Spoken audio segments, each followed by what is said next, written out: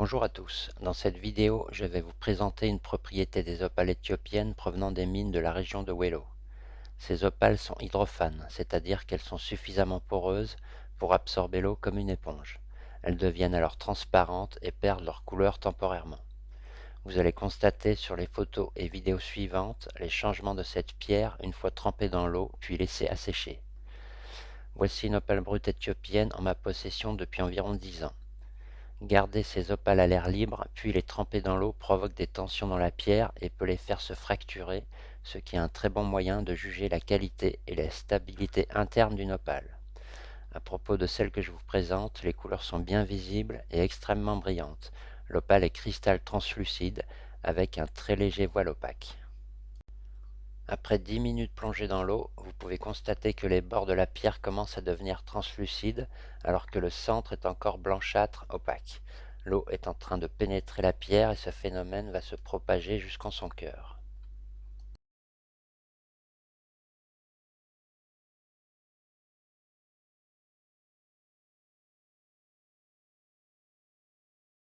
Après 20 minutes, l'eau a presque atteint le centre de la pierre. Il ne reste qu'un point blanc opaque, zone encore épargnée.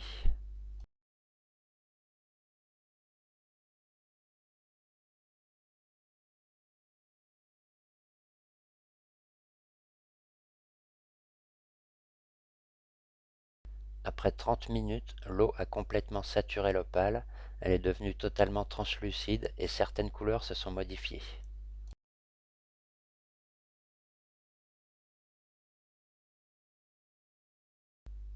Après 2 heures, les couleurs sont toujours présentes mais atténuées et moins brillantes.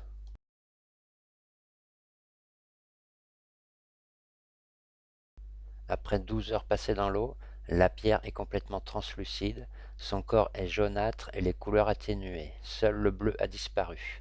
Toutes les opales éthiopiennes ne réagissent pas de la même manière, certaines peuvent perdre totalement leur couleur. Voici la pierre que j'ai sortie de l'eau et après 1 heure passée sous une lampe de bureau dotée d'une faible ampoule de moins de 50 watts car il ne faut pas que la pierre ne se déshydrate trop rapidement, on voit déjà des changements. L'opale est redevenue légèrement opaque et les bleus sont réapparus.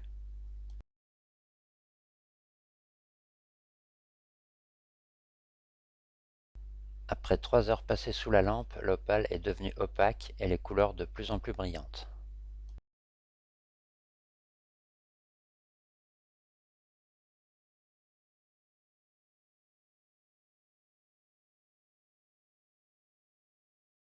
L'opale se déshydrate maintenant depuis plus de 24 heures. Elle redevient cristal en premier lieu sur les bords et le centre reste encore opaque. C'est le cœur de la pierre qui mettra le plus de temps à revenir à la normale.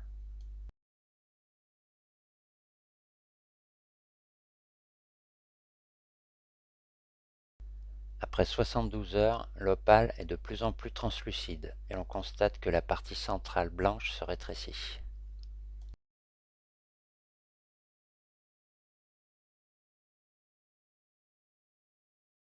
Après 6 jours, le cœur de la pierre a évacué toute l'eau absorbée.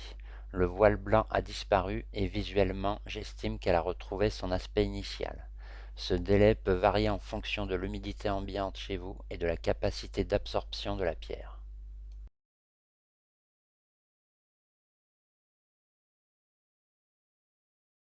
Voilà donc la particularité de ces opales provenant d'Éthiopie. Elles ont la capacité d'absorber les liquides et de changer d'aspect en fonction d'eux. L'encre de Chine, par exemple, la rendrait opaque et noire. Cette propriété peut occasionnellement causer des problèmes. L'eau absorbée peut créer de nouvelles tensions internes et une micro-fissure pourrait se propager à toute la pierre. Il est donc déconseillé de se laver avec et de les mettre en contact avec des produits ménagers ou chimiques. Ceci étant dit, cette particularité est surtout visuelle si l'on prend soin de sa pierre. En 20 ans, je n'ai jamais eu d'opale d'Éthiopie qui se soit fissurée avec le temps, ce qui est dû au process que j'ai mis en place afin d'être certain de vendre des opales stables et qui ne se fissurent pas dans le temps. Lorsque je les taille, elles sont humidifiées, puis je les fais se déshydrater complètement. Je répète cette étape 6 fois. Pourquoi 6 fois? Simplement parce que je les passe sur 6 meules différentes. Et donc si une opale a une faiblesse, c'est pendant ces étapes qu'elle se casse, et cela arrive régulièrement. C'est une des raisons principales qui fait que le prix des éthiopiennes est bien inférieur aux opales australiennes. Elles sont plus fragiles et plus tendres, mais cela ne leur enlève en rien leur beauté. Ok, merci d'avoir écouté jusqu'au bout, j'espère vous avoir bien informé. Vous pouvez vous abonner pour nous soutenir et pour profiter de nouvelles vidéos que je réaliserai à propos de la plus merveilleuse et la plus magique des pierres, l'opale bien sûr. Merci.